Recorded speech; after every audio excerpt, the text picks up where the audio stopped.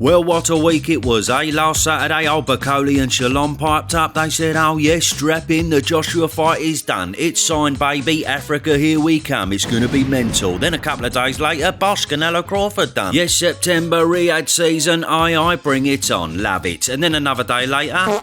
Oh right, it's off now, is it? Well, that didn't last fucking long, did it? And yes, all of a sudden it's Canelo versus Jake Paul. I mean, bloody hell, where'd that come from? How's that fucking plum got himself involved? Leave off. And then another day passes and everything goes tits up once again. Canelo Jake Paul is off and Crawford's back on alongside a juicy 4-fight deal for the superstar Mexican. I mean, bloody hell, how do you unpack all that lot, blimey? Well, starting with Bakoli. Yes, here's what him and Benjamin said the other day. I keep working hard because my fight against him in Africa is a big fight. When are you hoping that will happen? I think it will happen in the Congo because that's where they destroy.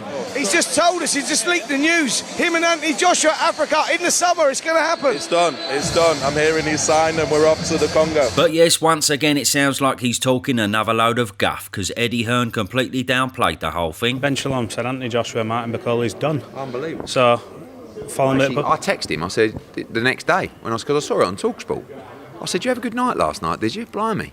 I said, what are you talking about? He went, no, it wasn't that. I was just joking about something. I said, what? I said, we've not had one conversation. Yes, old Floyd fucking Sparweather up to his old tricks again. I mean, don't get me wrong. If he does come through a Jagba, which he should do, then I'm sure we'd all be double pumped for an AJ Bakoli shootout in Africa. Well and truly, bring it on, bruv. In fact, for me personally, there's no other fight for AJ. He's already swerved a dubious fight. Fury's having a couple of months off. Parker we've already seen. Zhang and Caballero would be decent, but they're lacking a bit of narrative, lacking a bit of that spark. So Bakoli is obviously the one, baby. It's got narrative, it's got needle, it's got jeopardy along with everything else. And yes, I know so many people at the minute are going, oh, AJ shouldn't take that fight. Bakoli's all wrong for him. He'll get absolutely walloped again. But personally, I just can't agree. I just think Bakoli's head is more exposed than Bonnie Blue's bumhole. He's so square on all the time and easy to hit. Plus, on top of that, he's never been in with any big punches. In fact, he's barely been in with a top 10 fighter. I'm not saying AJ definitely wins because, of course, it's a hard fight and Joshua looked terrible last time out. But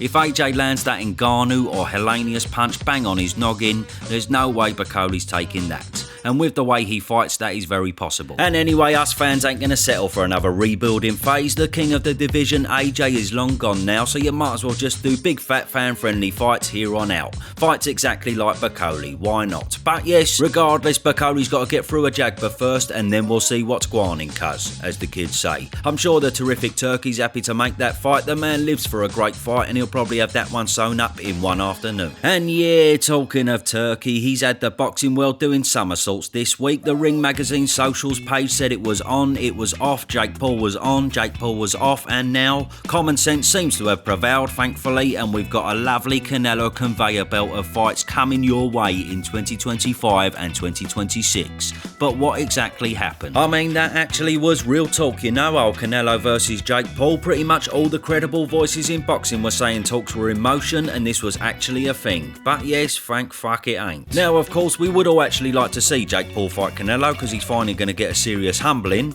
but boxing credibility wise and in terms of the eagerness from fans to see great fights, this really would have been a calamity. But yes, luckily it looks like Turkey intervened and pacified the whole situation. It seems like he got on the blower to Canelo and said it's Jake Paul and fuck all, or join me for the jackpot, baby. None of these gimmicky fights, I'm in the business of big time boxing. And Canelo must have said okie dokie. I bet old Jake Paul was raging. He said to his brother, good news, bruv, I got the Canelo fight. Oh, right, blinding. When's that then? Oh, it'll be sometime in May, I reckon. I think it... hold on. Hello? Fuck off. Huh. Bloody hell. Oh, no. Hello? Hello, Dave. I've had an opening, bruv. Do you fancy a fight in May? Canelo in Riyadh in September. Then 2 more fights in 26. Don't miss with the line. Anyway, yes, Canelo is all aboard the Saudi train now, and you just know it. You just know it, don't you, rude boy, that if he goes and beats Crawford in September, which is no foregone conclusion, but let's be honest, he should do, you bet your bumhole David Benavidez will be lined up for fight number 3 or 4. or 3 and 4. You just know this man wants to deliver the fight that could never be made if he himself weren't in town. First of all though, the number 1 in the 4-fight contract. So okay, not hugely exciting to be honest, but we can let that slide this time because we know the future is going to be very bright in Canelo land. And after a few years filled with some relatively mundane fights, it's good to know that we're finally going to get some juicy ones, the fights that'll go down in the history books. And you know what, after that, do whatever you want, Canelo bruv. Fight Jake Paul, fight Paul McCartney, we couldn't give a fuck. As long as a couple of these last 4 are massive and memorable, there's nothing more we could ask of ya. Terrific stuff. And finally, I might as well fill you in with some potential fights lined up. They're not quite announced yet, but they're being heavily bandied about, so if you hadn't heard already, it's been reported that Ben Whittaker will finally rematch his nemesis Liam Cameron, and Joseph Joyce will take on the body snatcher in a fight for career survival. So yes, big up everything boxing. These chaps are always pretty much on the money, and it looks like April the 19th at Resorts World for Whittaker and Cameron, and yes, about fucking time. Of course, there was nowhere else for Benjamin to go, but the silence was beginning to be a bit of a worry.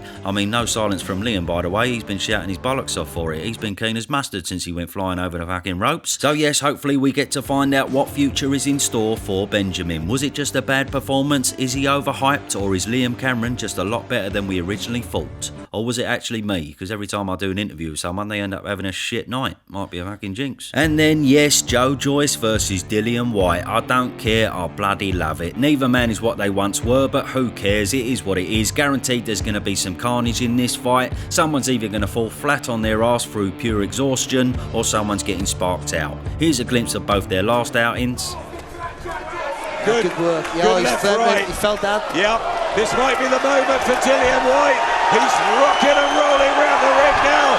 50 seconds left.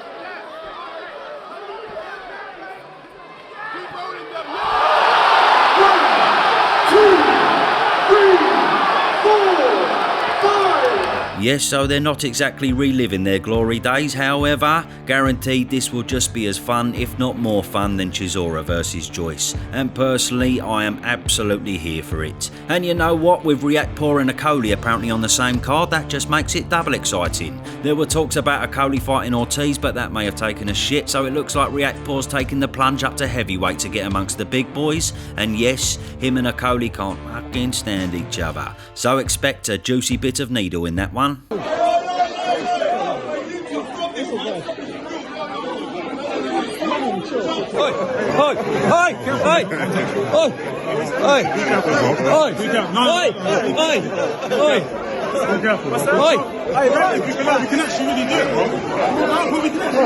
And that's about it. Let me know your thoughts on everything, and I'll see you soon.